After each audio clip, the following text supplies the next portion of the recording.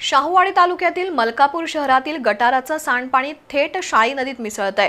संपूर्ण शाई नदीचं पाणी दूषित झालंय। हेच दूषित पाणी कडवी नदीत मिसळत असल्यामुळे नदी काठावरील 10 गावांचा पाणी प्रश्न ऐरणीवर आलाय।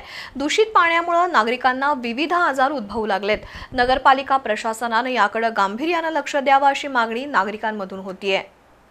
शाई नदीचा उगम पालेश्वर धरणातून झालाय। पालेश्वर धरणातून स्वच्छ पाणी मलकापूर शहरापर्यंत येतंय, पण मलकापूर शहरातील गटारीचं सांडपाणी थेट शाई नदीत मिसळत असल्यामुळे शाई नदीच्या पाण्याला दुर्गंधी सुटली असून संपूर्ण पाणी काळं झालंय। गेल्या 15 वर्षांपासून शाई नदी दूषित झाली असून दूषित पाणी पुढे कोपारडे गावाजवळ कडवी नदीत मिसळतंय।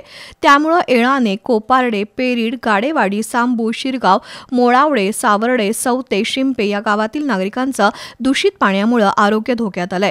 महाराष्ट्र प्रदूषण महामंडळ आणि आरोग्य विभाग मात्र सुस्त असून कागदी घोडे नाचवण्याशिवाय प्रत्यक्षात कोणतीही कारवाई होत नाही। मलकापूर शहरातील सांडपाण्यावर प्रक्रिया करणारा प्रकल्प नगरपालिका प्रशासनाने राबवण्याची मागणी नागरिकांमधून जोर धरू लागली आहे। नगरपालिकेला स्वच्छ भारत अभियानातून कोट्यावधी रुपये बक्षीस म्हणून मिळालेत।